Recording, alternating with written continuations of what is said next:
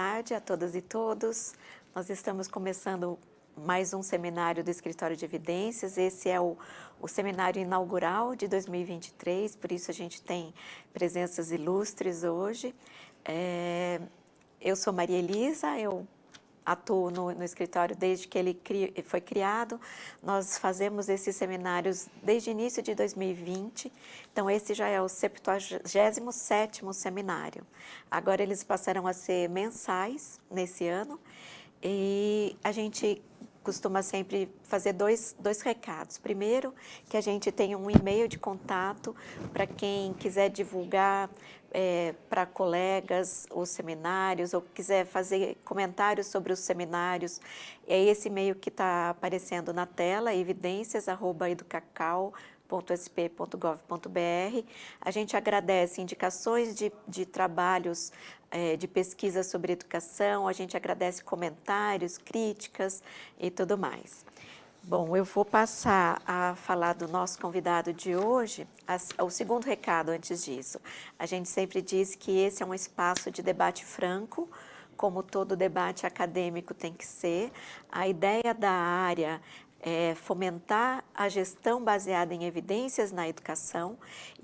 Com isso, a gente parte do princípio de que as evidências que os trabalhos científicos nos trazem sobre a política educacional, sobre diversos aspectos do processo educativo, precisam ser tratadas, precisam ser utilizadas na gestão pública para melhorar a qualidade da educação. Para isso, a gente tem que ter um debate franco, ou seja, não faz nenhum sentido a gente fazer seminários em que as pessoas não possam expressar situações críticas da educação brasileira, que a gente sabe que a educação brasileira tem muito a melhorar.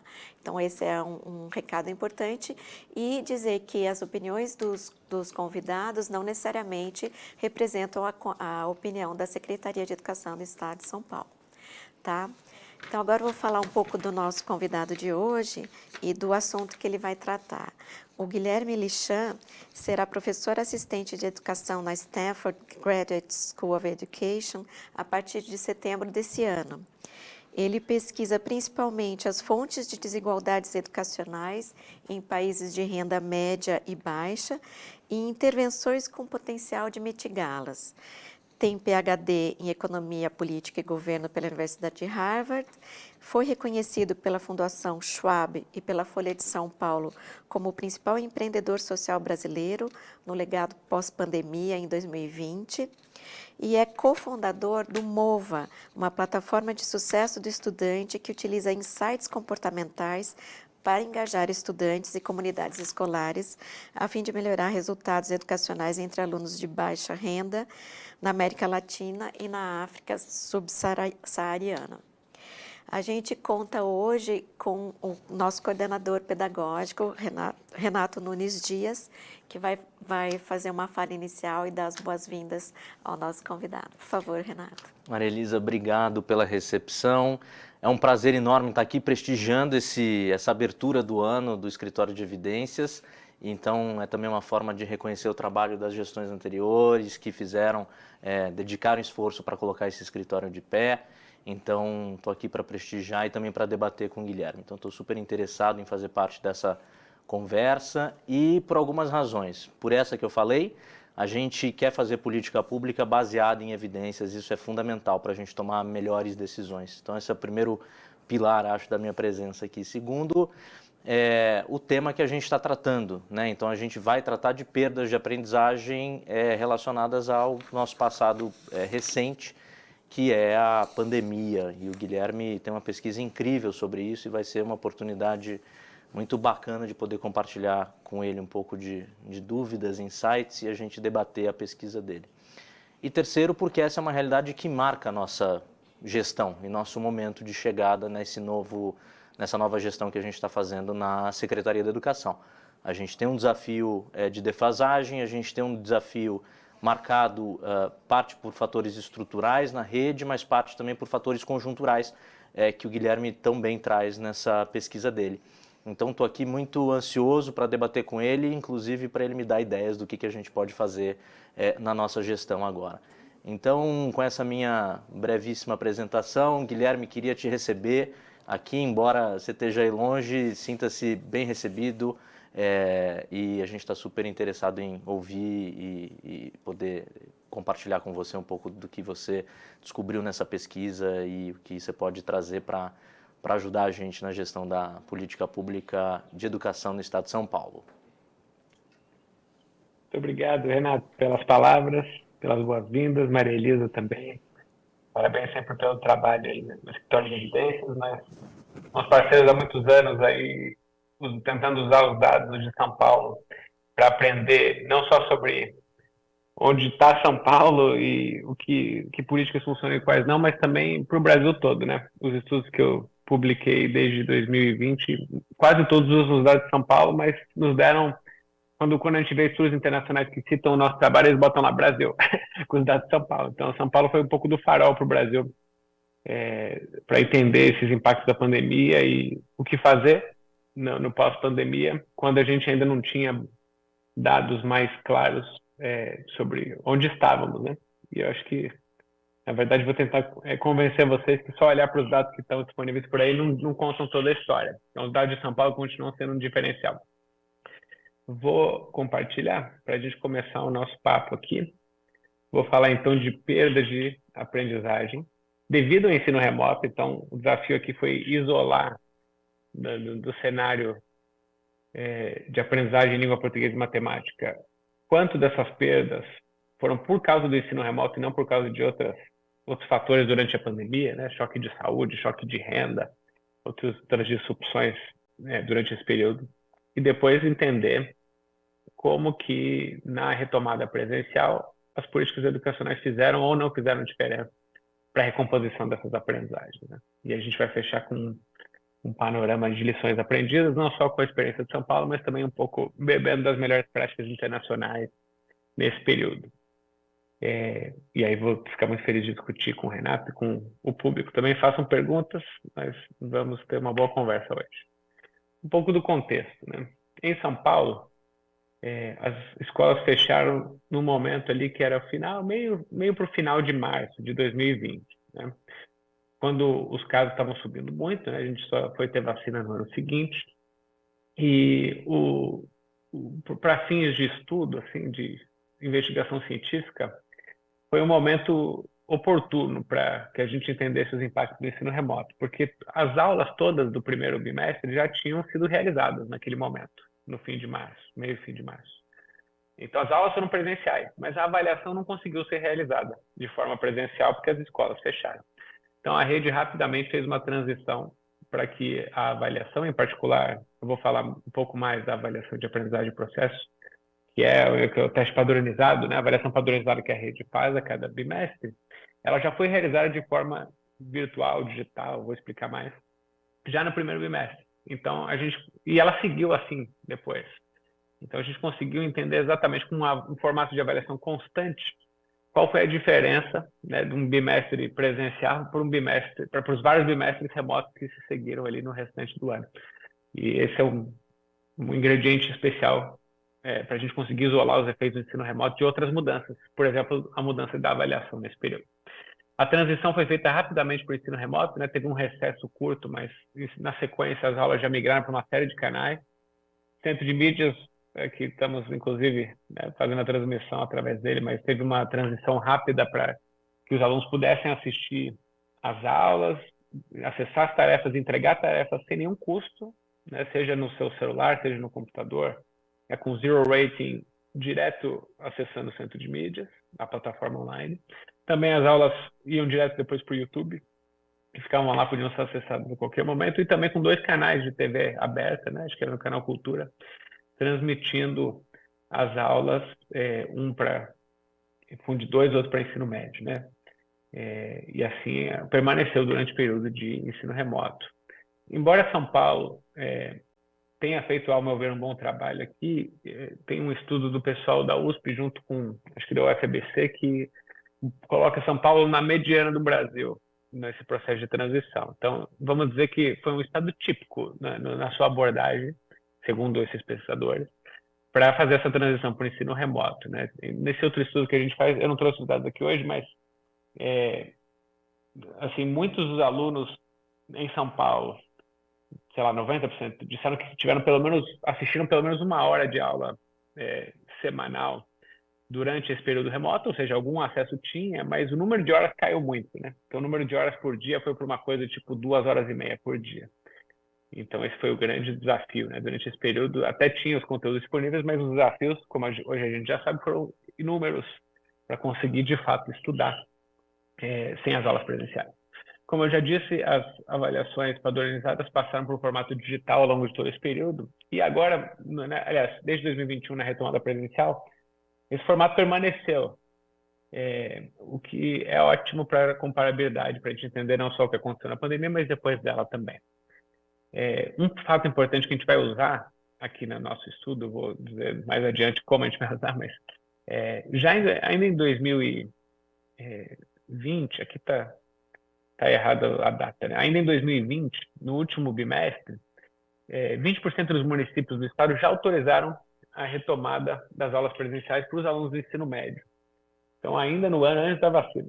E isso foi parte da colaboração que, na época, né, a gente realizou olhando para os dados de São Paulo. Então, tinha evidência já que os municípios que decidiram, né, com autorização do Estado, tinha uma série de regras, né? Eles tinham que estar na faixa da região regional de saúde, que não era de tanto risco, então com poucos casos recentes, com os casos não acelerando, etc. Nessas regionais, os municípios podiam autorizar por decreto que as escolas retomassem atividades.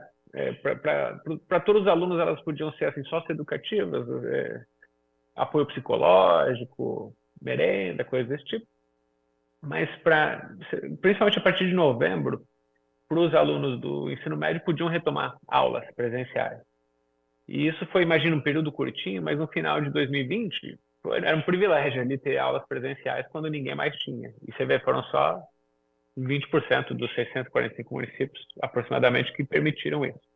Então, isso é especial porque a gente vai conseguir, mais adiante, comparar os alunos do ensino médio com os dos anos finais do fundamental nesses municípios que reabriram, com essa mesma comparação nos que não reabriram, para entender se ter aulas presenciais nesse momento ajudou a mitigar a perda de aprendizagem e, mais importante, se mais adiante, essa diferença, se ela existiu, se ela se manteve no tempo, ou se ela foi sumindo ao longo do tempo, conforme todo mundo retomou aulas presenciais em 2021.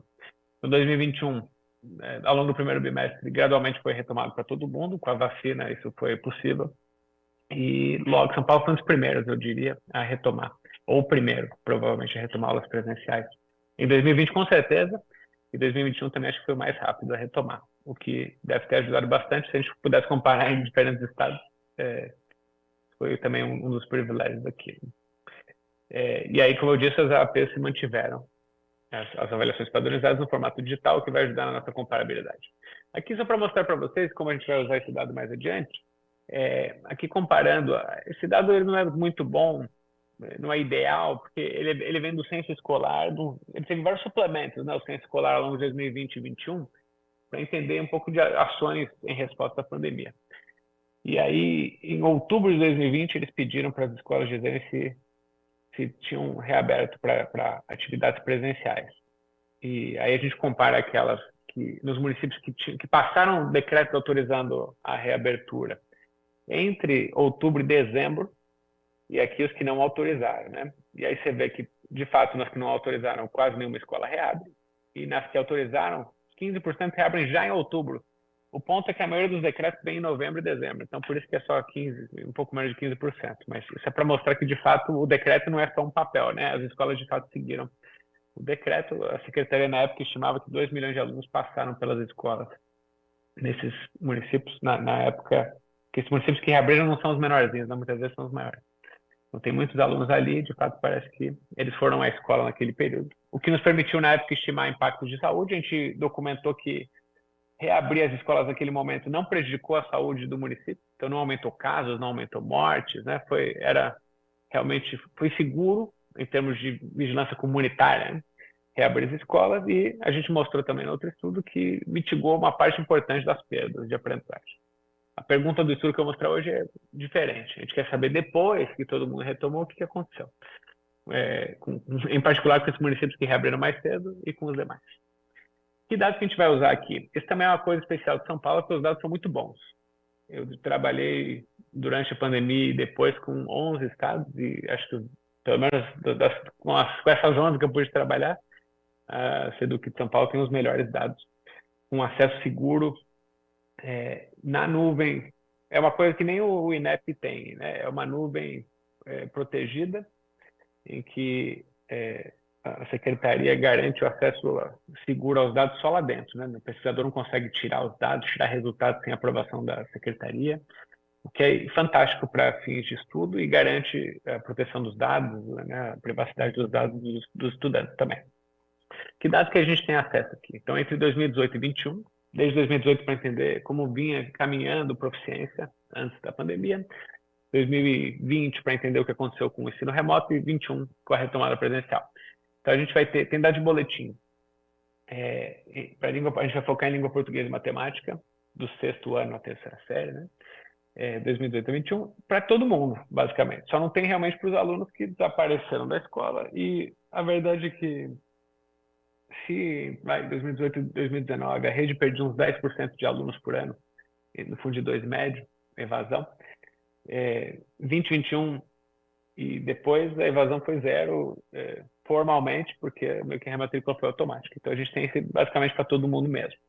Já as avaliações de aprendizagem de processo, aí tem vantagens e desvantagens a cada um desses dados, né? A vantagem da frequência escolar e boletim é que tem para todo mundo. A desvantagem é que cada professor dá sua nota, né? E corrige do seu jeito.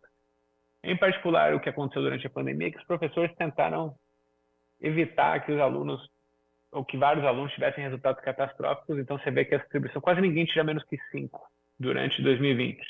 Esse dado fica um pouco distorcido. Já as AAPs, como elas são corrigidas externamente, elas não têm esse problema. Então, elas têm boas propriedades estatísticas e aí elas são realmente mais valiosas para a gente entender o que aconteceu sem, né, esses efeitos do professor tentar responder o que estava acontecendo, né, na crise da pandemia. O desafio a gente só tem esses dados, ela não é obrigatória a prova, né? Ela é opcional, ela não influencia, né, no aluno passar de ano na nota do boletim. Ela é uma ferramenta útil para a rede, para o professor, mas ninguém é obrigado a fazer. A participação nas APs era muito alta antes da pandemia. 90% dos alunos faziam, o que é fantástico.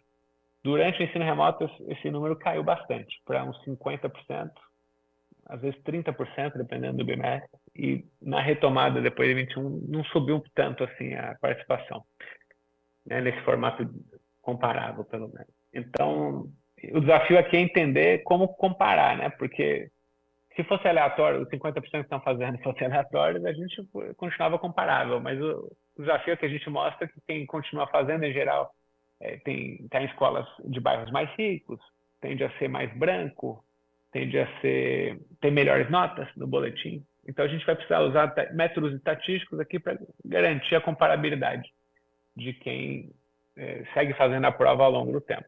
Mas, de qualquer jeito, como a gente tem as notas do boletim, a gente consegue usar elas também para mostrar que o que a gente vai achar a partir dessas notas padronizadas não é um artefato dessas mudanças de composição, mas é realmente um padrão que estava acontecendo para todos os alunos naquele período. Muito bem, agora eu posso passar por o que a gente encontrou aqui. Então, assim, fatos estilizados aqui. Então, isso aqui é 2019, um ano típico, vamos chamar assim. E aí, a gente normaliza o aprendizado ao longo desse ano de 0 a 100. Né? Então, 100 é o que o aluno tende a aprender, 100%, né? O que ele tende a aprender num ano típico. Então, isso dá 40% de um desvio padrão da nota inicial, tem uma coisa técnica aqui que a gente não precisa entrar nisso. O ponto é, existe um ritmo de aprendizagem esperada num ano comum. Os alunos tendem a dar um salto grande, né, no primeiro bimestre e depois eles aprendem num ritmo meio constante até o final. Então, se 2020 tivesse sido um ano comum, a gente esperaria que os alunos, né, se eles foram de 0 a 100 aqui em 2019, eles iam de 100 a 200 aqui em 2020. O que aconteceu em 2020 não foi parecido com isso, né? Está aqui o esperado, que é só extrapolar essa tendência de 2019 para 2020, e os alunos eles ficaram aqui muito aquém. né? A perda de aprendizagem aqui, essa diferença entre o esperado e o de fato encontrado foi de 61% em língua portuguesa. 61% de perda. Em outras palavras, né, os alunos aprenderam menos que 40% do esperado em 2020 sem aulas presenciais. Eu só com aulas presenciais no primeiro bimestre. Você vê que mesmo no primeiro bimestre aqui, com a disrupção, né, você poderia pensar, bom, mudança de formato da prova, de presencial para digital, o estresse daquele momento, ele causou essa perda, né? Só que se isso fosse só a verdade da transição, você veria que tem uma perda aqui já no primeiro bimestre, mas que depois esse negócio se mantém ou recupera um pouco. Mas, na verdade, a boca do jacaré aqui só aumenta, né?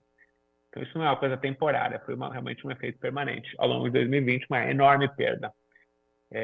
Mesmo com todos os esforços que a rede fez. Né? Em 2020, esforço dos professores, das diretoras regionais, das secretarias, né? Isso aqui é a média. A gente vai comparar grupos diferentes, mas na média foi uma perda monumental em língua portuguesa.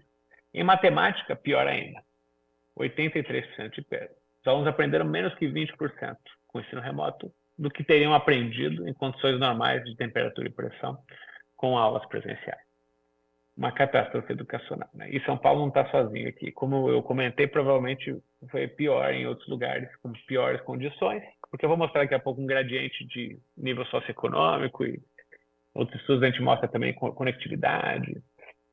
São Paulo provavelmente não está. Tem muitos lugares muito piores aqui. Também porque ficou menos tempo com escolas fechadas.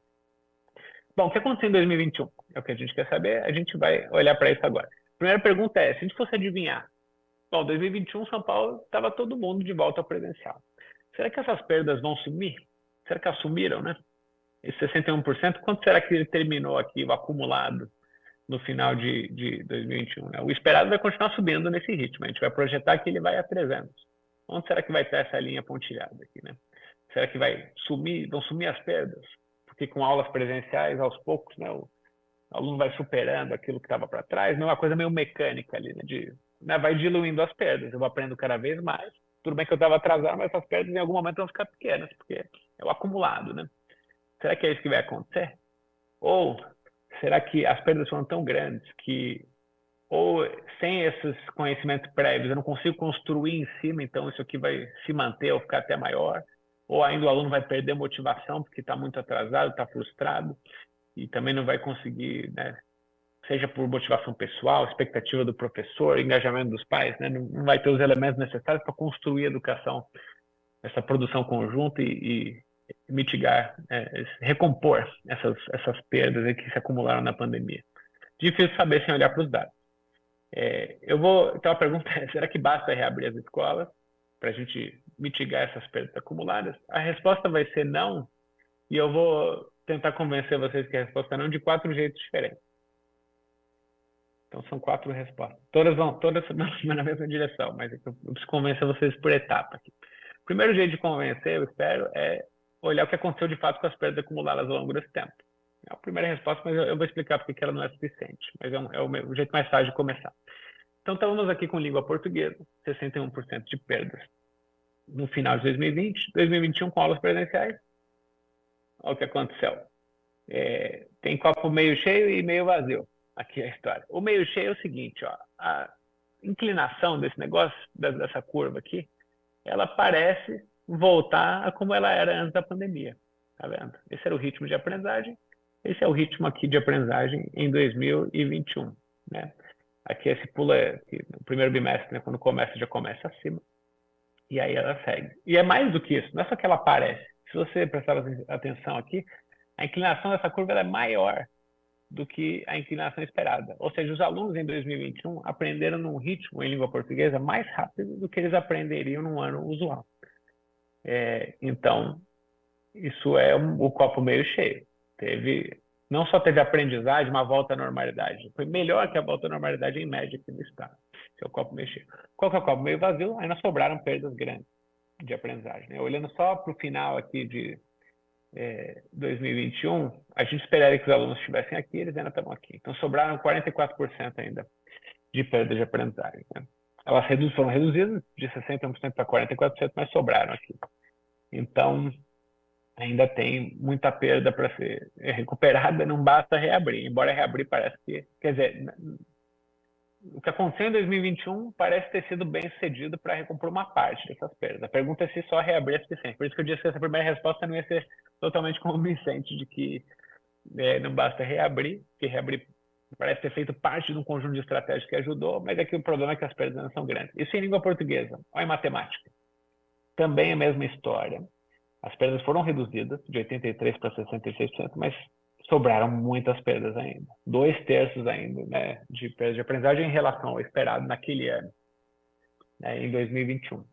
Onde a gente esperava que os alunos chegassem, eles ainda estão 2/3 daqui. Então, parece que, de novo, a inclinação aqui, essa aqui é um pouco pior, né? Ela parece meio idêntica que ao esperado, então retomou o nível anterior, mas não basta retomar, né? Se dilui um pouquinho das perdas, mas elas sobram aqui majoritariamente e ainda são enormes na média. Então, só por aí você já falaria, bom, talvez não basta reabrir, a gente precisaria ter ido mais rápido, embora não tenha sido tão ruim, aliás, ou não tenha sido ruim na média 2021. Mas tem outro jeito de responder. Só para botar um número aqui, houve recuperação, que é ótimo, ótima notícia. Mas ainda, né, na média no estado, foi menos de 20% de recuperação em relação às perdas acumuladas. Então, parece pouco, né? A urgência é grande. Cada ano que passa, esses meninos e meninas estão um ano mais adiante na escola e com muitas defasagens. Outro jeito de olhar para isso é olhar para a desigualdade. Por que não bastou reabrir escolas? Porque se houve recuperação na média, eu vou mostrar que para alguns grupos a recuperação foi muito mais rápida. E para outros grupos foi muito mais lenta. Mas pior do que isso, a recuperação foi mais lenta para quem tinha perdido mais. E isso é dramático, mas também sugere que realmente não basta reabrir. Porque se fosse só uma história mecânica de que reabriu, quem está muito atrasado vai diluir as perdas, quem perdeu mais deveria ter recuperado mais rápido. E não foi isso que aconteceu. Então, eu vou mostrar 2 gráficos para vocês.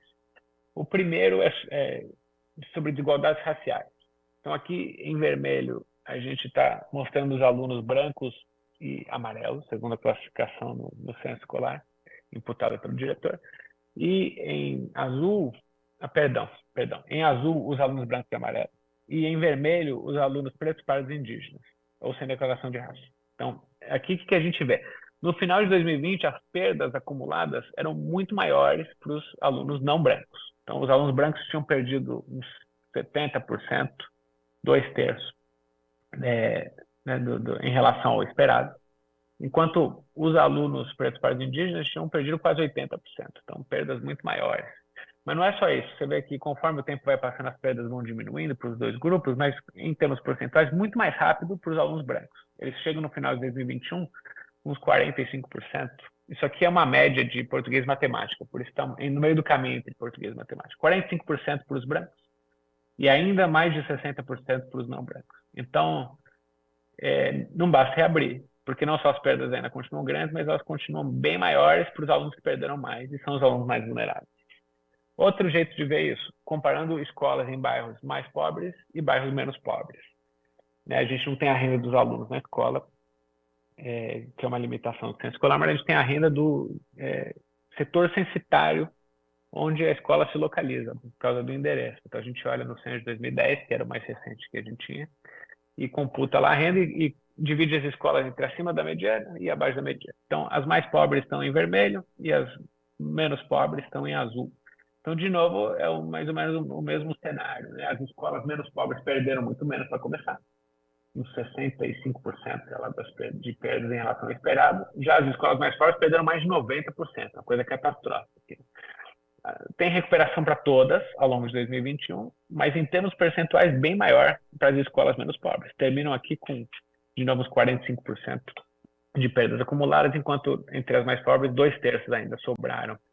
É maior, você vê, as escolas mais pobres, as perdas delas no fim de 2021 são maiores do que as perdas das escolas menos pobres lá atrás, um ano antes. Então, as desigualdades seguem enormes. Reabrir não é suficiente para mitigar essas desigualdades. Se fosse mecânico, você devia esperar que essas aqui se aproximam, né? Porque basta reabrir e certamente não basta reabrir, né? As perdas são reduzidas para todos, mas menos para quem perdeu mais e é mais vulnerável. Então, já são 2 respostas aqui que não basta reabrir. Mas tem uma terceira que eu acho que é a mais convincente, talvez, das 4 que eu vou tratar, que é o seguinte: se tem alguma questão, de novo, mecânica, de tipo, quando reabre, os alunos vão diluindo aí as perdas acumuladas. Qual que é a diferença entre as escolas que reabriram mais cedo, já em 2020, e aquelas que esperaram até 2021 para reabrir? Deveria ter desaparecido ao longo de 2021. Quem reabriu em 2020, a gente mostrou num outro estudo que pula um pouco na frente. Não é um efeito enorme, porque mesmo quem reabriu foram poucas semanas, 4, 5 semanas de escolas abertas para os alunos do ensino médio. Em 2020, esses alunos pularam um pouco na frente. E em 2021, aí a gente vai ver agora, né? Se fosse só, aquelas perdas acumuladas são fáceis de reverter depois, basta reabrir, essa diferença de eles terem pulado um pouco na frente vai ter sumido em 2021. E a gente vai ver se isso aconteceu. Essa parte tecnicamente mais complexa aqui do estudo, porque a gente vai usar um modelo que a gente chama de tripla diferença. A gente vai fazer 3 comparações para conseguir isolar o efeito do ensino remoto mesmo versus ensino presencial. Primeiro, a gente vai comparar municípios que autorizaram a reabertura lá no final de 2020 com os demais. Essa é uma primeira comparação. Ela não é suficiente porque, como eu falei já, quem decidiu reabrir não é igual quem não decidiu, né? Eram municípios que estavam com uma situação de saúde um pouco melhor naquele momento para poder retomar atividades presenciais. Eram também municípios maiores e, por causa disso, mais complexos também. Então, eles não são idênticos. Se eu fizesse só essa comparação, ia misturar o efeito da reabertura com o efeito de tamanho de município. A gente faz mais 2 comparações. Uma é seguir os municípios no tempo. Então, eu quero ver a diferença neles antes dessa reabertura presencial para alguns versus depois do último bimestre de 2020, quando alguns reabriram presencial. Mas mais do que isso, que é a mais convincente, dentro de cada município, a gente vai comparar alunos de ensino médio com os dos anos finais do fundamental. Porque as aulas, quando voltaram, só voltaram para os alunos do ensino médio, já em 2020. Mas não voltaram para os alunos do ensino fundamental. Para esses, todos tiveram que esperar 2021. Em 2021 as aulas voltam para todo mundo. Então esse é o truque. A gente mostra que, fazendo essas comparações aqui, antes do último bimestre de 2020, não tinha diferença entre esses alunos, esses grupos, entre as etapas, né? E entre esse tipo de municípios. Então, qualquer diferença depois disso tem que ser realmente por causa da exposição ao ensino presencial já no último bimestre de 2020. E a gente quer saber se isso continua depois. Então, primeiro fato. No último bimestre de 2020, eu já adiantei isso, né? Quem teve possibilidade de ter aula presencial pulou um pouco na frente. Isso aqui está em desvios padrão, é pequeno esse efeito aqui. Na média, isso é equivalente a 1/5 de um bimestre. Assim, 20% de um bimestre à frente na escola. Então, um mini pulo. Mas, de novo, isso aqui é proporcional ao pouco tempo que as escolas ficaram abertas. Então, por semana é um ganho bem parecido com o tamanho da perda, porque as escolas ficaram muito mais semanas fechadas do que semanas abertas em 2020. A pergunta é: o que vai acontecer depois? Então, eles pularam na frente. Aí, chega 2021, reabre para todo mundo. Essa diferença vai sumir ao longo do tempo, ainda se fazendo as mesmas comparações, ou ela vai se manter ou aumentar? Aqui é interessante, tem teorias diferentes, que eu já tinha tocado nelas lá no começo da minha apresentação. Se essa diferença sumir ao longo do tempo, deve ser porque conhecimento tem uma certa coisa assim, adquirir habilidades, pode até depender de habilidades anteriores, mas é uma coisa meio probabilística, né? Tem muitos cientistas cognitivos que pensam desse jeito. Do tipo, quando eu tenho uma habilidade, eu tenho, sei lá, 80% de chance de adquirir a próxima habilidade na escada de complexidade aqui. Sempre é probabilístico, nunca é 100%, né? Eu posso acabar tropeçando no próximo degrau e não chegar lá. Quando as coisas são assim, a tendência de qualquer diferença, que alguém me dá um empurrãozinho cedo na minha trajetória de aprendizagem, a tendência é essas diferenças irem sumindo ao longo do tempo, se é só esse efeito. Porque é probabilístico, então eu me adianto, eu saio correndo na frente, mas eu tropeço alguma hora, e quem está vindo atrás tende a me alcançar pelo menos parcialmente. Mas tem outras teorias que dizem que essa diferença talvez ela deveria se manter ou aumentar. E elas têm a ver com aqueles efeitos meio latentes da educação. Então pode ser motivação. Tipo, eu pulei na frente, agora estou mais motivado para estudar mais a própria matéria, mas para estudar outras matérias também, para ir à escola mais vezes e assim vai. Ou os meus pais e os meus professores estão mais motivados também, mas com aspirações mais altas para mim, mais engajados na minha educação. E aí isso tudo deveria fazer qualquer diferença que começou pequenininha até aumentar ao longo do tempo. O que será que aconteceu em 2021? Bom, no primeiro bimestre essa diferença, em vez de diminuir, já aumentou. Então, ela aumentou 32%. Seguiu aumentando no terceiro e no quarto bimestre. Estatisticamente, não tem diferença, mas certamente não diminuiu. Certamente não diminuiu. Então, isso aqui é consistente com a hipótese de que não basta reabrir a escola mesmo, né? Quem perdeu muito não vai sumir a diferença, quem ganhou um pouco porque teve mais disposição mais cedo ao ensino presencial, não foi alcançado depois. Então, qualquer diferença que se construiu lá atrás, por bem ou por mal, não sumiu sozinha. Então, realmente não basta reabrir. Aqui estava dizendo que dá para a gente aprender um pouco sobre esses fatores latentes, né? Eu já falei que aumentar não é consistente só com complementaridade dinâmica, de que eu aprendi um negócio e eu vou continuar aprendendo aquilo lá. Tem mais a ver com esses fatores latentes. Eu vou mostrar duas evidências rápidas de que realmente tem a ver com esses fatores latentes aqui. Primeiro é o seguinte, o ganho mesmo, no último bimestre de 2020, para quem já teve aula presencial, foi em português. Em língua portuguesa teve um ganho grande. Em matemática, você vê, não teve ganho nenhum. Quem teve algumas semanas a mais, na última AP do ano, você não viu nenhum ganho de matemática. Algumas semanas a mais de aula presencial, né? Mas em língua portuguesa você viu. Agora, lá na frente, ó, quem teve um pouco mais de aula presencial aqui em 2020 está melhor, não só em língua portuguesa, que já estava melhor aqui, mas está melhor em matemática também. Ou seja, não é porque foi melhor aqui em matemática, continua indo melhor. Não foi melhor em matemática aqui. Mas se está melhor aqui, não é por causa das habilidades que conquistou aqui, mas talvez por causa dessa motivação mais ampla que ajudou a ir mais à escola, estar mais motivado, e o seu entorno estar mais motivado também. Há um outro jeito de ver isso. Frequência escolar. Então, frequência escolar... foi difícil de medir frequência escolar em 2020. Tinha uma confusão lá de o que era presencial, o que era virtual. Então, mesmo de reabrir, a gente não vê mais frequência, né, nas escolas que reabriram, mais por um problema de dados. Mas você vê que no primeiro bimestre depois, no ano seguinte, e no segundo bimestre em particular, esses alunos que tiveram um pouquinho mais de aula presencial em 2020, eles estavam bem mais presentes na escola. Uma diferença grande, ó, de 1 ponto percentual a mais de frequência. Isso é muito, porque a frequência é alta em São Paulo. Os alunos, sei lá, 89% de frequência, 90%. Você tem 1% a mais ali, estavam vindo mais às aulas. E tanto em português quanto em matemática. Então, isso é mais consistente com um efeito de motivação geral, do que um efeito de, como eu disse, de complementaridade dinâmica, de simplesmente ter aprendido mais e aí, por causa disso, seguir aprendendo mais depois. Fatores latentes. Por fim, que é meu último ponto, eu quero falar de políticas de recomposição, que elas são a última amostra, a última prova de que só reabrir não basta, porque as políticas fizeram diferença. E vou discutir algumas delas, né? Se for só reabrir, se uma escola ofereceu tutoria, se uma escola comunicou melhor com os alunos e pais, nada disso vai importar muito, né? Porque o principal seria reabrir. E não foi isso que a gente viu. Então, vamos primeiro discutir rapidamente a adoção das políticas. Isso são dados do censo escolar. Esses suplementos que aconteceram ao longo de 2020 e 2021. Então, isso aqui em 2021, perguntando para as escolas, assim, você ofereceu aulas extras? Né? Era um suplemento específico de ações de recomposição, política de remediação das perdas de aprendizagem. Então, ó, mais de 80% das escolas, 85% falavam, eu ofereci alguma aula extra aqui, alguma aula de reforço no pós-pandemia.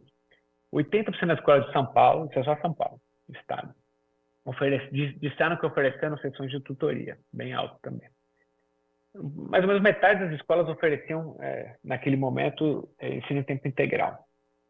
Essas escolas se expandiram muito rápido ali no pré-pandemia, então isso não foi uma coisa que começou em 2021, pelo contrário, elas já estavam em tempo integral em 2020, mas foi uma mudança mais no papel do que na prática, porque no final veio a pandemia e foi difícil fazer, mas assim, no papel elas estavam com a modalidade de tempo integral. E a gente tinha essas são do censo escolar, essas informações. A gente vai olhar para duas outras políticas, que aí a gente tem informação específica sobre elas, para a gente também ter um portfólio maior de ferramentas aqui para ajudar nessa... que ajudou lá atrás a mitigar as perdas de aprendizagem, mas também para ajudar na recomposição. Uma, a gente chama aqui práticas de gestão. Isso aqui foram duas diretorias de ensino, né, Sul 1 e Sul 2, que foram apoiadas pelos parceiros da educação, bem na virada para o ensino remoto. Então, foi uma coisa meio circunstancial, né? O parceiro estava apoiando essas duas diretorias que, historicamente, né, estão em regiões mais vulneráveis e iam muito mal, né, nos rankings de língua portuguesa e matemática. Então, o parceiro estava lá com um monte de estratégias para tentar ajudar elas a subir nos rankings. E aí, quando veio a pandemia, a atuação se concentrou em tentar ajudar nessa transição para o remoto de forma bem sucedida. Então, foi muito focado em práticas pedagógicas, adaptação de currículo, uso de tecnologia, foi bem focado nisso. E a gente vai ver que fez diferença, mas você vê, não são muitas escolas ali, né? Menos de 20% das escolas foram beneficiadas por essas práticas de gestão, mas a gente vai ver os impactos daqui a pouco. E um número ainda menor de escolas adotou comunicação com os pais e os alunos via mensagem de texto, né, SMS, durante esse período. É um número bem pequeno porque era parte de um estudo feito em parceria com a Universidade de Stanford e outras, a Universidade de Zurich, para entender se essa comunicação ela ia ajudar em 2021 a engajar os alunos nessa retomada presencial. De novo, foi parte de vários estudos que a gente fez em parceria com a Seduc, usando esses dados valiosos de forma protegida, mas aqui, mais do que só olhar os dados, a gente de fato foi lá e interviu. Vou contar agora para vocês como é que foi essa intervenção, essa política. Então, a ideia era mandar 2 mensagens por semana para os alunos, só que aconteceu entre fevereiro e maio de 2021. Então, entre o primeiro e o segundo bimestres, né, a primeira metade do ano escolar, nessa retomada presencial. Toda semana chegavam 2 mensagens direto no celular do aluno ou do seu responsável. Então, era sempre um fato motivador, uma sugestão de atividade. Na semana seguinte vinha uma mensagem interativa, depois uma mensagem de reforço. E aí continuava esse ciclo, né? Elas foram focadas, essas mensagens, numa lógica, né, de psicologia cognitiva que chama mentalidade de crescimento. Então, a ideia é convencer o aluno que o esforço importa, né? Se ele está não está saindo tão bem na escola, ou está com essas defasagens, não é porque não tem talento para estudar e porque não adianta, nunca vai aprender aquilo, né? Sempre dá para melhorar em relação a você mesmo. Então, aqui é o formato da comunicação. Aprender coisas novas leva tempo, tudo requer dedicação, algumas coisas mais, outras menos. Quanto mais você pratica, mais o seu cérebro aprende. Aí, lembre de algo que você queria muito e fez acontecer. Houve um momento que você decidiu que iria atrás. Lembre-se de como você tomou essa decisão. Então, sugerindo aqui um engajamento cognitivo com essa ideia de que dá para fazer acontecer. Aí é uma parte interativa, né? Você acha que a sua inteligência é algo fixo? Responda sim ou não, e depois fala, não é fixo, né? O cérebro é que nem um músculo. Então fala, quanto mais você escolhe usar seu tempo nisso, mais o seu cérebro se fortalece. E assim vai. Então foram várias semanas, acho que 13 semanas de comunicação. E aí a gente avaliou se isso mexeu de fato no aprendizado, né? Nessas perdas acumuladas. E eu vou mostrar os resultados para vocês agora. Dessas várias políticas, inclusive essa do SMS. Então, a gente vai comparar aqui em cada caso as escolas que tinham adotado a política com as demais, em relação à recuperação. Aqui eu vou mostrar em porcentagem, né, das perdas acumuladas, o quanto que foi recuperado. E nesses casos são comparações simples, que não são causais, né? As escolas que adotaram tutoria ou aula de reforço não são aleatórias, né? Então elas podem ter adotado várias outras coisas e as diferenças vão capturar uma mistura dessas várias coisas. Mas nesses 2 casos aqui, nesse caso as escolas foram definidas por sorteio, experimento, então é o mais convincente para te falar. Isso aqui é realmente o efeito da política. Mas nesse caso também aqui, embora não tenha sido por sorteio, a gente consegue olhar como essas escolas estavam no finzinho de 2020. E aí dá para ver que, em vários desses casos, mas em particular aqui nas práticas de gestão, elas estavam iguaizinhas às outras que nunca tiveram essas práticas, então elas partiam do mesmo lugar, pelo menos. Então acho que é convincente que diferenças de 2021 tinham a ver com isso aqui, e não com outras características. Muito bem. Então vamos olhar uma por uma, né? Primeiro, as perdas médias foram menos que 20%. A recuperação média em 2021 foi menos que 20% das perdas acumuladas em 2020, eu já tinha mencionado mesmo. Então a gente vai usar sempre, ver o efeito das políticas comparado com essa linha pontilhada, né? Que foi a média aqui. A média é uma combinação de quem fez a política com quem não fez. Agora a gente vai olhar um pouco separadamente. Então, primeiro, para as políticas lá que não são aleatórias, não são a comparação mais complexa, né, mas que tem lá no centro escolar, você vê que quem adotou as políticas, em geral, está acima aqui da linha pontilhada. Então, quem ofereceu aula de reforço recuperou uns 20% das perdas, em vez de, sei lá, 16%, 18%. Quem ofereceu tutoria, uns 25%. Quem ofereceu ensino em tempo integral, uns 22%.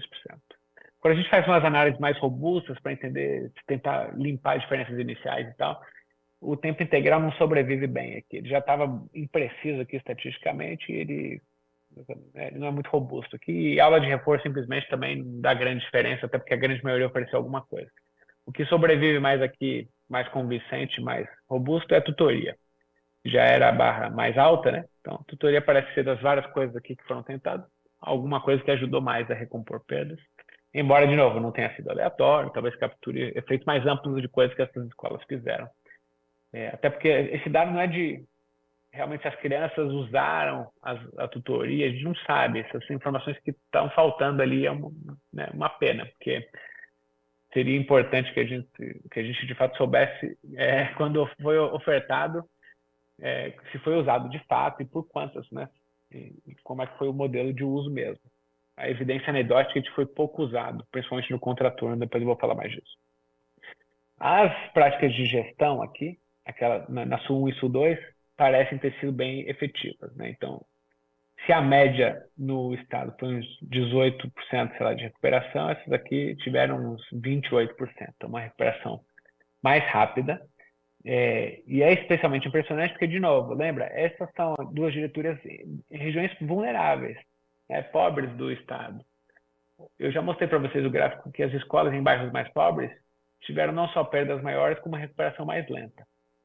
E na SU 1 e SU 2, não. As perdas não foram maiores que a média, o que já é um ganho, porque isso aqui aconteceu durante a pandemia, e depois elas se recuperaram mais rápido. Então, é um grande feito aqui dessas práticas de apoio à gestão da diretoria de ensino. E o SMS, por mais que seja muito simples, fala, 2 mensagens por semana no celular do aluno, que diferença isso vai fazer? Fez muita diferença. Então, dobrou o ritmo de recuperação de aprendizagem, de uns 18% para 36%. Dobrou. De fato, a gente vê isso, né? Os alunos recebendo as mensagens aprenderam naquela primeira metade do ano um dobro da velocidade dos demais. Então, isso confirma o que já tinha sido mostrado num estudo que a gente fez em Goiás, né? Que é negligenciar o lado socioemocional dos alunos durante o ensino remoto foi fatal, porque o engajamento das crianças na escola e o aprendizado não é só a questão de adaptar o currículo, né? Precisa garantir esse engajamento, esse acolhimento e, né, autoestima, a resiliência e né, essas questões mais amplas, mentalidade de crescimento, elas fizeram muita diferença para o aprendizado, não só para mitigar as perdas durante o ensino remoto nos estados que fizeram essa comunicação já durante o ensino remoto, mas também para acelerar a recomposição na retomada presencial. Então, eu espero que com essas 4 respostas eu tenha convencido vocês que não basta reabrir escolas, e significa que a gente precisa pensar nessas políticas. O que fazer, já que reabrir não é suficiente. A gente precisa pensar estrategicamente em recomposição. Então, vou dividir rapidamente algumas lições aprendidas, algumas do contexto de São Paulo, algumas bebendo das melhores práticas internacionais, né? Que outros países, outros estados fizeram com sucesso para recompor aprendizagens, né? E o que talvez São Paulo precisa refletir aí para garantir que os acertos do passado continuem e que os erros do passado sejam revistos. Então, primeiro, o desafio para entender o cenário. Eu não tenho ainda os dados de 2022, eu poderia estender esse estudo. Se a gente quiser fazer isso, a gente pode fazer. E acho que pode ser interessante. Mas, olhando o que a gente tinha no final de 2021, essas perdas ainda eram enormes, né? Então, mesmo nos municípios que fizeram tudo direitinho, imagina com SMS, com tudo, etc., a recuperação foi 36%. Sobraram 64%, é muito. Então, sobrou muita perda acumulada ainda. Isso não some sozinho. Por que não sobe sozinho? Porque a gente mostrou que motivação, expectativas sociais, engajamento, esses fatores latentes ali parecem ter sido persistentemente afetados por esse enorme período de escolas fechadas.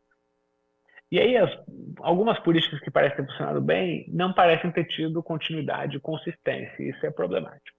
Então, essa aqui a gente não tem os dados para saber onde foi feito e se teve impacto. Mas, assim, qualitativamente, São Paulo fez um bom trabalho em 2021 de acompanhamento pedagógico externo. Então, vinham lá professores de outras escolas, né, ou da rede, para cada escola, para ajudar professores e coordenadores pedagógicos a pensar essa recomposição, os mapas de foco e tudo. Era um trabalho bem feito em 2021. Em 2022, ele acabou sendo desarticulado com a mudança de carreira. Então, não foi por má intenção, mas acho que teve mudanças estruturais na rede que atrapalharam a continuidade. Isso provavelmente não ajudou, embora a gente não tenha os dados, mas acho que esse é o tipo de ação que precisa de continuidade. Para além disso, aí é um fato concreto. Essas diretorias que foram apoiadas pelas práticas de gestão, lá em 2021. Em 2022, claro, alguns dos ganhos se mantiveram porque foram ganhos muito expressivos, mas alguns deles recuaram. Essas diretorias elas perderam um pouco aquela mobilização em torno dessas ações, né? A capacidade de executar aquelas ações lá na ponta se enfraqueceu. E a gente viu esses resultados também nos testes, né? Então, essas ações não tiveram uma continuidade muito clara. E a comunicação com os alunos foi continuada na segunda metade de 2021 e desde então não foi retomado, não por falta de vontade, mas por um monte de complexidade aí da relação com o setor público, de contratação de mensagem de texto, de parte tecnológica de push no centro de mídia. A gente pode falar mais disso, mas e não é um desafio exclusivo de São Paulo, mas é um problema, porque era uma ação que se mostrou bastante efetiva e não continuou. E agora, abstraindo de São Paulo, pensando só em melhores práticas globais e tal, o que a gente deveria estar fazendo? Quem está fazendo certo está fazendo agora, em 2023, que a gente precisa ainda dessas recomposições, para um bom trabalho aí de mitigação dessas perdas acumuladas. Eu vou falar de 3 coisas, não são as únicas, mas são úteis, eu acho, para a gente tentar focar no que talvez seja mais essencial. A primeira a gente chama de instrução complexa, né? As turmas, elas ficaram, que já eram heterogêneas no Brasil antes, elas ficaram ainda mais, né? Tem aluno que claramente está um ano defasado, às vezes mais. Então, quase elas ficaram todas multisseriadas. Então, você precisa de abordagens didáticas diferenciadas. E aí tem soluções, algumas são de mais curto prazo, outras são de médio prazo, né? Porque a gente não pode ficar só mirando no ideal, mas tem que dar passo em relação ao ideal também. Então, primeiro, no curto prazo, a gente precisa mesmo dessas aulas de reforço. Não tem jeito. Além de retomar o acompanhamento pedagógico externo. A grande pergunta é como fazer essas aulas de reforço. Assim, no contraturno, tem oportunidades de reenturmar, de usar, né, dividir por proficiência, avaliar sistematicamente, reconfigurar como está o enturmamento ao longo do ano, né, que é aquelas práticas que fora do Brasil eles chamam de teaching at the right level. Isso parece ajudar.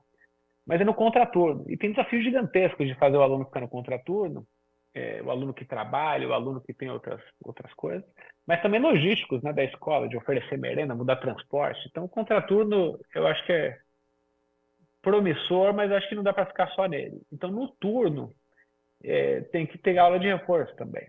Eu acho que a rede vinha fazendo isso, pelo menos em 2021. E o que isso requer? Isso requer, para dar aula de reforço no turno, isso significa trocar conteúdo. Então, a aula de matemática, o menino que está no quarto, quinto ano, vai precisar, em algum momento, não ter aula do quarto, quinto ano para dividir a turma ali. Quem ainda precisa de aula de matemática do terceiro, entendeu? Para que, focado, né, com conteúdos prioritários, com os mapas de foco que São Paulo tem, né, foram produzidos durante a pandemia, focar realmente nessas bases mais prioritárias, seja né, para cada série, para que a gente consiga recompor o essencial. Então, isso acho que precisa focar bastante nisso. Também não é só alfabetização, né? O Funde 2 perdeu muito durante o ensino remoto e precisa muito de ações de recomposição também. No médio prazo, o que a gente precisa? A gente precisa de professores mais bem formados, inicialmente em serviço. Então, o PED, que é o Programa de Especialização Docente, ele é baseado num programa muito famoso de Stanford, que é um programa de formação de professores para instrução complexa. É para turmas diversas, que tem, cada um está num ponto, né, não estão no mesmo nível de proficiência, e exige um professor que sabe lidar com essas turmas. É incrível, né? Eles em São Paulo já têm professores na rede que são formados pelo PED, na rede municipal, pelo menos, estadual, não sei ainda. É a maior rede de professores formados para instrução complexa no Brasil e, enfim, deveria ganhar mais escala, né? É um programa longo, não é tipo forma, infelizmente, não é em um mês que forma um professor desse, são 18 meses de programa, com as universidades, departamento de educação, né, pedagogia.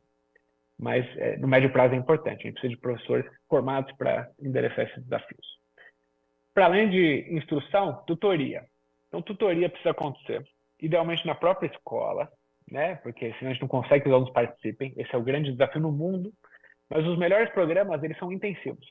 Precisa ser 3 a 5 vezes por semana, pelo menos 30 minutos. É assim que é a tutoria que funciona. O tutor não precisa ser formado para isso, não precisa ser professor, ele nem precisa ser nem da escola a princípio, ele pode ser um universitário, pode ter um outro aluno de escola privada, pode ser qualquer um, e pode ser digital a sessão, mas o aluno idealmente precisa estar na escola, sentado, né, no computador ou com alguém na frente dele fazendo isso, para garantir que de fato acontece essas sessões. Programas bem estruturados têm tutores que estão bem orientados para saber o que cobrir, ou quais as necessidades da turma e do aluno, e também que depois dê um feedback para o professor entender como é que esse aluno está progredindo ou não. Essas são as melhores práticas. Se elas são viáveis, aí a gente precisa discutir, mas esse sim é um bom programa de tutoria. Stanford tem olhado para isso também. Por fim, incentivos, porque a gente viu na pandemia, vou oferecer aula de reforço no contraturno, vou oferecer tutoria de tal forma, mas se ninguém vai lá, está na escola, por mil motivos que seja, não adianta, né? Não adianta ser só oferta sem a demanda. Então, eu acho importante oferecer incentivos para que os alunos participem. No curto prazo, dá para fazer coisas tecnológicas bem simples, mas funcionais, tipo microincentivo. O aluno, para cada sessão de tutoria, ganha acesso ao Wi-Fi, ou tipo internet, ganha um dia de WhatsApp. Dá para dar essas micropremiações. São Paulo ofereceu zero rating para todo mundo, né, na pandemia, estava oferecendo chip também, pré-carregado com zero rating. Então dá para fazer. E acho que isso é um ótimo incentivo, você casar essas coisas que ajudam o aluno também a estudar remotamente, tudo com participação nessas atividades. Mas no médio prazo acho que dá para fazer mais, né? A gente já tinha em São Paulo aquela Bolsa Educação, né? Bolsa do Povo Educação, que era um incentivo para quem concluísse o ensino médio, ou tivesse uma frequência bem alta, né, no ensino médio, ganhava um valor a mais lá na frente. Eu acho que dá para condicionar não só na frequência, mas também na participação nessas atividades de recomposição. É isso que eu tinha para trazer e estou feliz de discutir com vocês agora na sequência. Obrigado mais uma vez, Maria Elisa e Renato, pelo convite de estar aqui com vocês hoje. Guilherme, muito legal, obrigado pela tua dedicação primeiro para fazer uma pesquisa dessa. A gente sabe que não é simples e são muitos insights. Enquanto você foi falando aqui, eu fui anotando algumas coisas e você sabe que, estando na COPED, na Coordenadoria Pedagógica da Secretaria, a gente lida muito, óbvio, com currículo. E eu fiquei fazendo algumas reflexões sobre essa questão do currículo que eu queria te pontuar o seguinte. Me parece que a base da tua pesquisa é o quanto de aprendizado teria acontecido ou aconteceu versus o que no antes e no depois, né, da abertura e do fechamento. E lá no começo acho que você falou essa expressão, que é 100%, aquele número 100 é o 100% do que eles teriam aprendido se não tivesse acontecido o fechamento das escolas.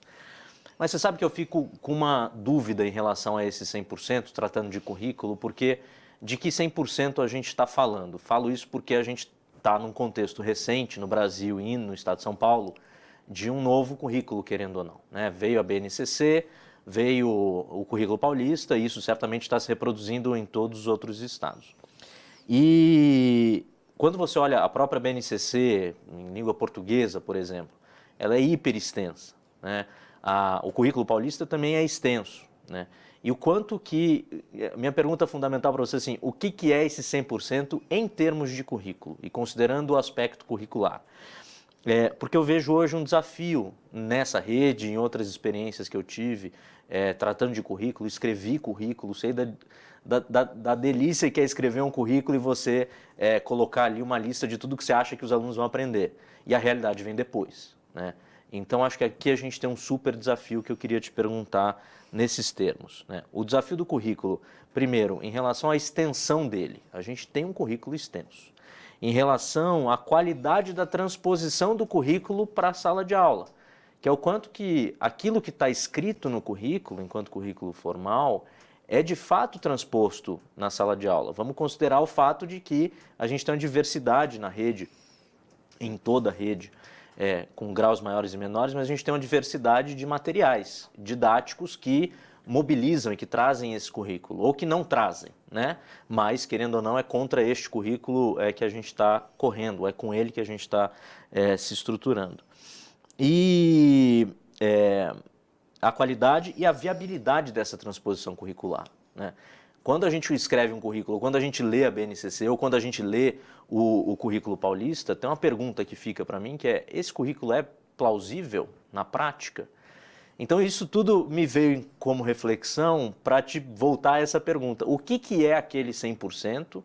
E se você não acha que aqui a gente tem uma discussão muito importante para fazer sobre currículo, né? Que currículo é esse, a extensão dele, se ele não deveria ser mais dinâmico, mais essencializado, como são as experiências de recomposição que a gente viu na rede. Então essa é a minha primeira pergunta de uma lista grande aqui que eu fiz. Super. Não, é uma ótima pergunta, Renato. E para a qual eu não tenho muitas respostas, assim, né? As avaliações de aprendizagem de processo, elas são muito úteis, eu acho, para entender como a rede está evoluindo no tempo e diferentes perfis de alunos estão evoluindo, mas ela não dá, pelo menos olhando assim para as médias, né, uma noção clara de proficiência.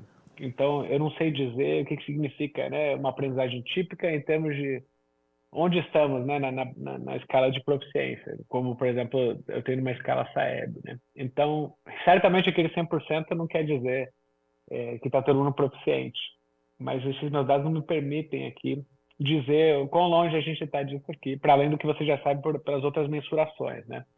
Então, tá aí também uma provocação para a gente começar, talvez, a pensar nessas escalas, ou com esse olhar, mirando nos níveis de proficiência, nas porcentagens que está acima do nível mínimo de proficiência em cada disciplina, e aí entender melhor, né, onde é que está o esperado, né? Que o esperado não é só o ritmo usual, porque o ritmo usual pode estar muito aquém do desejado. Isso eu estou 100% com você. Aí sobre o currículo mínimo, eu também assim não é minha especialidade de currículo, então não vou dizer muito sobre isso, mas eu acho que a gente teve um mini laboratório com os mapas de foco aí durante, forçosamente, né, por causa do ensino remoto. De repente a rede se viu obrigada a falar, bom, o que que é essencial? As redes, né? Pelo Brasil, a definir assim, o que que é o mínimo que o aluno realmente precisa aprender para ele seguir avançando e para a gente considerar esse avanço minimamente satisfatório. E esse legado ficou, né? Então a gente tem esses mapas, eu acho que eles são muito úteis ainda para desenhar essas aulas de reforço, noturno em particular, né? Para a gente continuar fazendo recomposição, mas ela traz essa reflexão mais profunda mesmo. O que que a gente devia estar ensinando, o que que os nossos materiais deviam estar refletindo. Que nem eu disse, eu não tenho resposta, mas acho que a reflexão está correta. Acho que precisa ser nessa direção. Perfeito, Guilherme. Acho que é uma reflexão, né? A gente tem que fazer essa reflexão porque tem um outro aspecto que você toca, que é a questão da autoeficácia, né? Tanto para alunos, mas eu também fico pensando para professoras. O quanto que a recorrência desses resultados, em especial no contexto pós-pandemia, não impacta aquilo que você levantou como um aspecto muito importante, que é da percepção de autoeficácia e de mentalidade de crescimento, como a gente conhece, né? Ou seja, o quanto que o fato de a gente não conseguir avançar não impacta negativamente para o aluno e para a professora, e a gente leva, é uma bola de neve, né? Um ciclo vicioso. Então, só retomando essa minha última pergunta e a tua resposta, me parece que a gente precisa se convidar para essa discussão do essencial. Porque se a gente faz um pool muito grande de expectativas curriculares, projetadas no material, projetadas na prova, a complexidade, não é nem pelo ser bom ou não ser bom, pelo chegar lá ou não chegar lá, é pela viabilidade do chegar lá, se é possível chegar lá com essa complexidade, com esse número que a gente tem a atingir de expectativas, né? E o efeito que vem a partir disso para a rede, para a professora, para o aluno, de que a gente não está chegando lá, ele é muito pernicioso, como você colocou. Achei muito interessante a tua hipótese, a tua fala, de que esse efeito do, puxa, eu voltei para a sala de aula, eu estou vendo meus alunos, eu estou vendo meus colegas, e a gente está aqui se engajando, isso talvez seja um fator motivador, como você chamou, né? Que é muito curioso. Então, só fiz essa reflexão aqui para somar. Acho que a gente poderia casar um pouco com perguntas que estão vindo de quem está assistindo, né? Perfeito.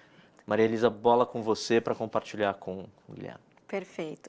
Bom, a gente tem algumas perguntas aqui, eu já vou começar a partir da pergunta do Vitor Gabriel Alcântara da Silva.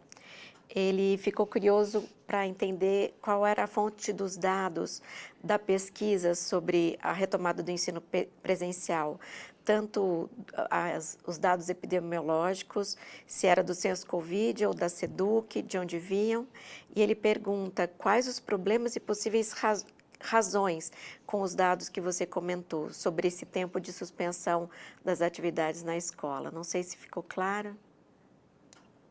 Para discutir por cima as fontes dos dados, né? Os de saúde, eles são todos públicos, né? Então a gente pegou todos do SUS e do Brasil.io, né? Que era aquele repositório de dados públicos, né? Sobre casos e mortes mês a mês. semana a semana epidemiológica, na verdade, né? A gente é um outro estudo, né? A gente juntou esses dados com os dados de decretos municipais. A SEDUC facilitou o acesso para nós, porque eu estava acompanhando semana a semana, né? Que o município tinha passado decreto, porque tem uma complexidade, né? Às vezes passava decreto, suspendia decreto, então tinha uma base que a secretaria acompanhava na época com essa lista dos municípios que de fato foram e não voltaram atrás, né? O resto são dados públicos. No SUS a gente usou, em particular, para comparar, por exemplo, casos entre pessoas de diferentes idades, né? Então, a gente queria ver quem tem idade escolar versus quem não tem, quem possivelmente é pai versus quem não é, para ver se essa reabertura tinha de fato tido impactos negativos sobre saúde, né? Aumento de casos, aumento de mortes, se não foi o caso. De novo, com dados públicos. A gente também usou dados do Google de movimentação, deslocamentos, né? Porque uma das hipóteses era que a reabertura ia aumentar deslocamentos para ir para a escola, para voltar da escola, ou até porque a criança está na escola agora, os pais podem ir trabalhar, e nada disso aconteceu de forma diferencial nos municípios que reabriram, comparando com os que não fizeram, porque a verdade é que quando era lá fim de 2020, quando os 20% decidiram reabrir, estava todo mundo se movimentando a níveis pré-pandemia em São Paulo, né? Então, por isso que a reabertura das escolas não importou, porque já estava tudo reaberto, a hora que as escolas finalmente reabriram. Agora dá para até dar uma risada de forma irônica, mas foi trágico. Tudo reabriu antes das escolas. Então, não era surpresa que quando as escolas reabriram, não importou muito para a saúde, mas importou muito para a educação, como a gente mostrou. E os dados de educação eu escrevi, né? Eles são dados da secretaria, esses não são dados públicos, mas eles são acessados de forma segura, através de parceria da universidade. No caso, é uma parceria do Banco Interamericano de Desenvolvimento, na verdade, com a secretaria, porque a gente estava trabalhando com o BID do projeto, eles foram sempre acessados na nuvem segura da secretaria, então é um ótimo modelo de parceria acadêmica com o governo, foi né, a realização desses projetos. Eu vou engatar uma segunda pergunta da mesma pessoa, o Vitor Gabriel Alcântara da Silva, que tem a ver justamente com como funcionou esse método de tratamento de dados, como funcionou esse acesso seguro a esses dados de São Paulo pela nuvem. Daí, se você quiser contar um pouquinho, talvez eu tenha alguma informação adicional. Super. Então, a SEDUC criou as instâncias, né, para que a gente tivesse acessos protegidos, então só os pesquisadores responsáveis podiam fazer esse acesso. E aí, basicamente, uma vez que você loga na instância, ele está monitorando tudo e ele restringe as permissões. Então, você não consegue exportar arquivo, você não consegue tirar print da tela, você não consegue, entendeu? Trazer dado ou tirar dado. É assim que funciona, por exemplo, na salinha segura do INEP e tal. A diferença é que era uma sala virtual. Então, funciona super bem. Se eu quero extrair algum dado, uma tabela, uma figura, essas que eu mostro, né, no artigo, eu gero os códigos. Óbvio que eles instalam lá uma instância do R, acho que foi assim que a gente fez, né, com um software estatístico. Rodava meus códigos lá e solicitava para a Prodesp, né, que é a empresa de tecnologia que assessora a Secretaria de Educação, empresa pública, para que exportasse os resultados. Eles analisavam se o que a gente estava pedindo para exportar não continha nenhuma informação com identificação pessoal, e aí caso não, porque era só resultados, estatísticas descritivas, gráficos, tabelas, aí eles tiravam esses resultados para a gente. Então funciona muito bem, o INEP agora deve adotar finalmente esse modelo anos depois, né? Então a SEDUC foi pioneira aí, é muito bem organizado, muito bem feito. Tudo isso exige, só para garantir, né, aprovação em comitê de ética prévia, isso a gente fez na Universidade de Zurich aqui, né, que você explica todo o seu plano de estudo, como vai ser feito o acesso aos dados, e aí o comitê de ética tem que aprovar antes da gente começar qualquer coisa desse tipo, né? E para quem quer entender sobre consentimento, tem alguns níveis, né? Então, quando a gente faz, por exemplo, essa intervenção do SMS, que manda mensagem e tal, os alunos ou os responsáveis têm que consentir, né? Quando chega a primeira mensagem, fala, você pode a qualquer momento dizer para, cancela, não, que né, as mensagens param, então você tem que consentir com a intervenção, senão ela não acontece. E os dados, aí é um consentimento amplo que quando o aluno, a matrícula é feita, basicamente os dados podem ser utilizados pela secretaria para fins de pesquisa, não para outras coisas e nunca com identificação. Então é assim que funciona com os devidos cuidados de pesquisa. Eu acrescentaria essa informação justamente que com a nova Lei Geral de Proteção de Dados, houve toda uma normatização, então o processo que o Guilherme menciona, a gente participou um pouco e a consultoria jurídica da Secretaria, houve todo um arcabouço nesse processo de parceria por meio do BID, para que a gente fizesse essa estratégia para respeitar toda a legislação de proteção de dados, né? E principalmente a própria LGPD, ela prevê o uso de dados pessoais para fins que signifiquem a melhora da política, que sejam justificados do ponto de vista da melhoria da política pública. Então, a gente estava bem resguardado nesse assunto. Tem outras perguntas aqui, gente, e a gente já está com 20 minutos até acabar, e daí eu acho que vale também ouvir um pouco o Renato nessas duas perguntas. Que uma é do Roberto... Um momentinho, só que eu perdi aqui. Um momentinho. A pergunta do Roberto Shizu, uma é um comentário importante deixar claro que se trata de recomposição para além da recuperação da aprendizagem. E a Mariana Marques pergunta o que é considerado como tutoria nesse caso. Aqui eu faria só uma parte que a Secretaria fez várias iniciativas, né, num conjunto de ações que buscava essa recomposição de aprendizagem no período da pandemia, no pós-pandemia, que a gente chamou de Aprender Juntos, que tinha várias atuações, né, várias práticas.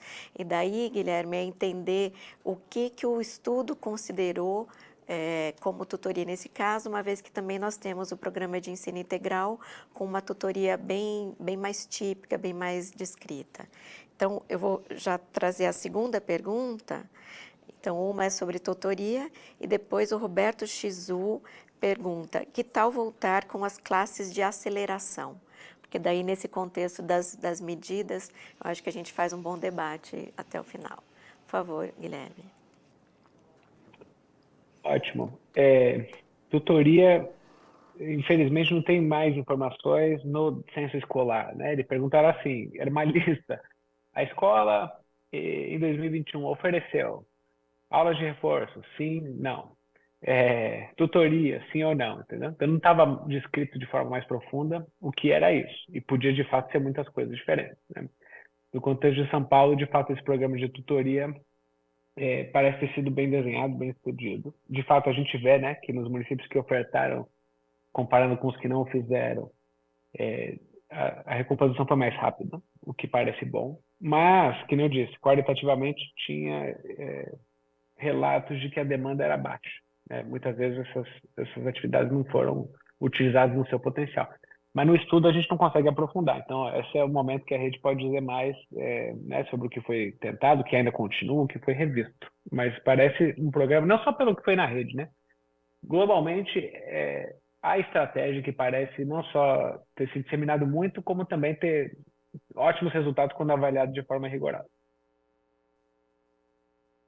Com esse nível de intensividade, né? Que nem eu falei, né? Tanto mais vezes, com boa conexão entre professor e tutor, parece ter resultados bem melhores do que programas muito mais assim, fora da escola, sem essa conexão e sem uma boa base para os tutores. Sobre turma de aceleração, acho que você vai pensar o que isso significa, né? Tipo, isso é progressão automática? Algumas vezes chamam isso, né? Aceleração é progressão automática. Isso é bom? Acho que volta. A pergunta mais importante é que o Renato trouxe. Quais são as expectativas, né? Onde a gente quer mirar? Acho que é mais sobre isso do que exatamente qual é a composição. Mas depende do que a gente quer dizer com cada termo. Acho que tem um debate bacana para a gente fazer nesse sentido, Guilherme. A gente tem conversado com muita gente que estava aqui na secretaria, gente do Banco Mundial, outros governos, tem falado com a Secretaria do Ceará, que tem uma experiência muito bacana sobre isso. Acho que, de fato, tem algumas vertentes de recomposição, né? Tem essa que você falou, que você citou no estudo, que é aquela que a gente faz no contraturno. E, de fato, ela parece ter menos engajamento por uma razão óbvia, né? No limite, o diabo mora no detalhe e o detalhe é o detalhe do dia a dia, né? Se faz um contraturno, o aluno já não está acostumado com aquela rotina, ele vem no fim do dia ou vem no turno depois que ele já está cansado, etc. Aquilo não está integrado no modelo de rotina que ele está acostumado. Acho que tem esse elemento que você traz. Mas tem argumentos, quer dizer, tem projetos, tem propostas, tem formas de implementação de recomposição de aprendizagem no contraturno. Tem essa segunda do turno, que você traz também no seu argumento, que é uma que a gente está explorando agora. A gente está fazendo um processo muito por conta da questão do ensino médio, o novo ensino médio, a forma como ele está sendo implementado, ou como foi implementado até aqui, que a gente está discutindo na matriz, né? Como que a gente faz para trazer horas adicionais na matriz, no dia a dia, na grade horária dos alunos, focadas em recomposição. E tem uma outra hipótese que não é durante o período todo, né? Eu digo o bimestre todo, mas é uma hipótese, por exemplo, que algumas pesquisas do Banco Mundial trazem, que é da parada, né? Então, sei lá, bimestre ou trimestre, a gente faz uma parada para fazer uma recomposição dedicada para a turma, para as aulas normais das disciplinas, e a gente vai focar só na recomposição.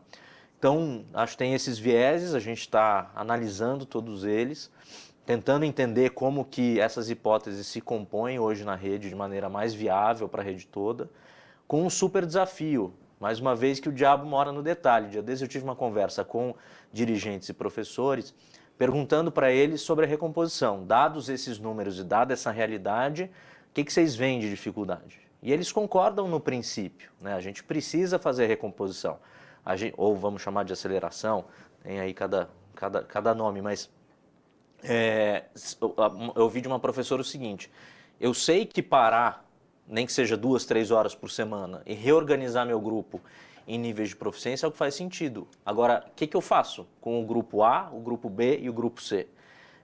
Que é a questão que você trouxe do PED. Né? O PED parece trazer uma inteligência para a professora, trazer uma forma de fazer um conjunto de ferramentas que, passando por essa formação, que é, como você disse, de 18 meses, ela depois entende ou consegue operar melhor um grupo hiperdiverso, né? Marca da pandemia no sentido do que você trouxe no estudo. Então, essa professora disse, olha, eu sei que reagrupar é melhor, mas o que eu faço com o grupo A, com o grupo B e com o grupo C? Né? Então, agora a gente está discutindo como justamente oferecer, se a gente fizer essa proposta para a rede de reconfiguração dos grupos em algumas horas dentro da matriz, dentro da grade horária, que suporte de material didático a gente vai dar para a professora para ela aplicar com o grupo A, com o grupo B, com o grupo C. E aí a gente chega em experiências até mais limites assim para o que a gente está acostumado no Brasil. Recentemente a gente fez uma visita lá na Inglaterra, visitei uma escola e a escola era organizada, quinto ano, era organizado por turmas em nível de proficiência. O que é muito, muito curioso para a gente, né? A gente entra numa escola hoje aqui em São Paulo, ou em qualquer lugar do Brasil, tem lá uma divisão meio acidental das turmas. Então tem o quinto A, o quinto B e o quinto C. Imagina que essa turma lá, essa escola lá na Inglaterra que eu visitei, em Londres, era o quinto A, o quinto B e o quinto C, sendo que o quinto A era proficiente, o quinto B não era tanto e o quinto C não era proficiente. Essencialmente, eles ancoravam essa escolha numa média, como você fez no seu estudo, numa média de o que seria aqui língua portuguesa e matemática, que é o que eles consideram central. Então, acho que tem todos esses elementos para a gente somar, né? Isso tudo é no campo do conceitual. Depois a gente vai para a prática, né? O quanto que nossa rede, agora falando aqui da nossa rede estadual, que é meu trabalho cotidiano, quanto nossa rede está acostumada com esse tipo de prática, quanto que a nossa rede aceita esse tipo de prática, o quanto que a gente consegue justificar, explicar, construir e atuar como órgão central de forma a garantir suporte, repertório para que eles façam isso da melhor forma lá na ponta, né? Então, acho que tem esses elementos que se somam, que têm se somado e têm atravessado meu dia a dia de reflexão sobre o assunto da recomposição. Nós temos ainda... Não, acho que agora é o momento da gente fazer o fechamento. Ah, não, temos 9 minutos ainda, desculpa. Isso. Eu recebi uma pergunta do Roberto Chizu também, porque o Bolsa Bolsa Educação parou. Eu acho que ele está se referindo ao Bolsa do Povo Educação, que foi um programa do governo do estado, feito muito rapidamente no contexto da pandemia, para fazer uma recomposição de renda mais global. Então, assim, um pouco respondendo da parte que eu acompanhei, né, o Escritório de Evidências acompanhou uma pesquisa de avaliação do impacto desse programa. Eu queria resgatar duas questões. A primeira é que o Bolsa do Povo foi criado no governo Dória com vários braços. Então, tinha uma bolsa para a saúde, um elemento para a educação. Então, toda essa estrutura, essa modelagem do programa era complexa porque envolvia vários níveis de tomada de decisão. Então, assim, da parte da Secretaria da Educação, a gente não sabe dizer exatamente por que ele foi suspenso. Ele tinha toda uma lógica de recuperação de renda momentânea no período que pais e mães, as famílias tinham ficado desempregadas, e também no caso do Bolsa do Povo Educação, ele tinha dois aspectos. Um era bolsa para estudantes de ensino médio, para justamente mantê-los, retê-los na escola, e bolsas para mães que a gente chamava de mães bolsistas, que iriam para a escola para apoiar os protocolos de higiene no contexto da pandemia. E com isso, há alguns resultados muito interessantes que não há como desenvolver agora, mas a gente percebeu que o engajamento de uma mãe da comunidade na escola, naquele contexto, teve vários aspectos de acolhimento emocional das crianças e mesmo das equipes e delas se vinculando à escola. Então, assim, há resultados para além da questão da manutenção dos jovens na escola e fazendo as suas atividades, porque havia uma condicionalidade para que o jovem de ensino médio recebesse a bolsa, que era atuar na plataforma do Centro de Mídias e fazer uma série de atividades. Então, o que eu perguntaria aos convidados, tanto ao Renato quanto ao Guilherme, é uma visão sobre que tipo de incentivo, porque a gente sabe que há incentivos financeiros feitos em outros países para alunos, principalmente no ensino médio, mas o que vocês pensam desse assunto? Super. Eu posso começar aqui, primeiro dizendo que esse trabalho do Escritório de Evidências é incrível, né? Porque foi um programa feito rapidamente e tem estudo que estava preocupado em acompanhar, né? Então, não conhecia, fiquei animado de ouvir a Maria Elisa contando sobre esse acompanhamento, que foi por um olhar, inclusive, além de só olhar dentro da escola, né? O que é muito rico e muito bem feito. Eu acho que a gente tem que combinar um pouco um entendimento do que tipicamente é feito em termos de incentivos para manter esses meninos na escola engajados, não só fora, mas também no Brasil tem vários exemplos, com o que poderia ser feito, porque a verdade muitas vezes o governo é um pouco convencional no que ele faz. Então, o que é mais comum são essas poupanças condicionais, né? Se o jovem, a aluna ou o aluno concluírem aquela etapa de ensino, destrava uma poupança que está lá guardada e tal, né? Isso é inteligente porque mexe tanto com, né, uma restrição concreta de liquidez, um incentivo para abandonar a escola e ter um ganho de curto prazo versus continuar lá, né, e ganhar a poupança que está lá esperando na linha de chegada, mas também questões comportamentais, né? Em geral, quem abandona um ganho de longo prazo versus um ganho de curto prazo, olha pouco para o futuro, então você traz um pouco dos ganhos no futuro, mas que não é um futuro tão distante, você cria um senso de que já ganhei, eu só perco se eu sair, então você joga lá com os efeitos de dotação. Então, eu acho que é inteligente o desenho disso. As avaliações no Brasil disso, que o Vitor Pereira, que é um economista brasileiro, fez em alguns estados, mostra que tem bons resultados. Acho que a tese dele de doutorado na PUC para o Rio de Janeiro, se não me engano, mostra bons resultados, porque tem outros estados que têm feito, acho que o Sergipe em particular, estão experimentando com isso. Então, essa é uma modalidade que, ao meu ver, deveria estar presente, né? A gente não falou hoje de evasão, porque É o que eu falei, na pandemia estava difícil acompanhar exatamente onde estava isso, mas os dados são muito pessimistas, assim, né? A gente estava acompanhando os alunos sem nota, nem de português, nem de matemática no boletim. Supostamente são alunos que estão totalmente desengajados da escola, porque não é nota zero, é sem nota. E esses números estavam explodindo na pandemia. Eles estavam, assim, na minha estimativa, em 2021, tinha uns 30% dos alunos de fundo de 2 e médio que não estava participando de nada na escola.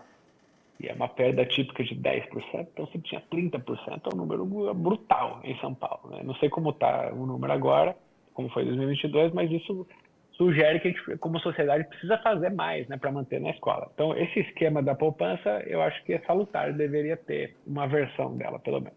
Mas dá para fazer coisas mais simples, né? Eu estava falando dos microincentivos, tal. Tem né, o celular, todo mundo tem o celular hoje em dia. E é muito atraente para o jovem, mas não quer dizer que ele tem internet e está conectado o tempo todo. Dá para oferecer para esse jovem, que pode ser no mesmo modelo que a Maria Elisa descreveu. Se fizer atividades no centro de mídia, se tiver uma frequência autossuficiente, pô, ganha internet no celular. Eu consigo dar por dia. Hoje você tem. Você veio na escola, fez as atividades, foi na tutoria, hoje você tem internet. Eu consigo carimbar. Eu consigo dar internet só para você usar o WhatsApp, só para você usar a Khan Academy, sabe? Dá para fazer, hoje em dia, coisas bem mais sofisticadas, com cloud shaping, traffic shaping, que chama. Então, por que não? Você vai me falar assim, algum país fez isso? Não, mas por que São Paulo não pode ser pioneiro em mais uma coisa? Eu acho que devia, sim, ter experiências dessa natureza para garantir que a escola é mais atraente para os jovens, com um portfólio de ações. É muito interessante, né, Guilherme, porque quando você trouxe aquele gráfico com os efeitos de cada uma das políticas ou tipo de política aqui, me chamou muita atenção o SMS. E como é uma estrutura, obviamente que operacionalmente não é fácil, a gente sabe, mas é uma mensagem simples, né? A gente está conversando com o aluno falando, tinha aquela lógica, aqueles 4 pilares, né? Um incentivo, um reforço, uma atividade, uma coisa interativa. A gente está conversando com o aluno no fim, né? E acho que é muito curioso quando a gente está falando de gestão de política pública em educação, é muito fácil que a gente fique no escritório pensando em políticas complexas e grandes políticas. Eu acho muito legal a sua visão, né, do engajamento cognitivo do aluno, e até pelo ângulo socioemocional que você traz, da mentalidade de crescimento, isso que a gente falou da alta eficácia, porque tem todo um outro campo para a gente explorar. Então, fico muito feliz de estar vendo sua pesquisa aqui. A gente está super disponível para compartilhar todos os dados. Você comentou da AP, da prova bimestral que a rede faz ou fazia. A gente agora acho que vai ter mais dados para compor uma pesquisa como a sua. A gente está fazendo a prova paulista em todas as componentes, bimestral também, 100% digital, e com aquela alta taxa de participação que você falou. Então, esse tipo de parceria, para a gente é muito estratégica, é muito legal você estar aqui apresentando. Parabéns para você pela pesquisa e Maria Elisa também, parabéns pelo escritório e pelo trabalho que o escritório faz. Acho que a gente tem que seguir nessa rota e também abrindo campo para essas discussões não óbvias, né? Então, poxa, o efeito que tem um engajamento cotidiano no celular, falando para o aluno, olha, você consegue, olha, isso existe, acredita no seu trabalho, na sua atuação no dia a dia, que isso vai gerar um super impacto, como a gente viu na pesquisa que ele acabou de apresentar. Então, acho que é isso da minha parte. Maria Elisa. Gente, muito obrigada, Renato. Foi incrível a sua participação. Guilherme, mais uma vez, obrigadíssima. Eu queria agradecer as pessoas que assistiram, as perguntas, o engajamento.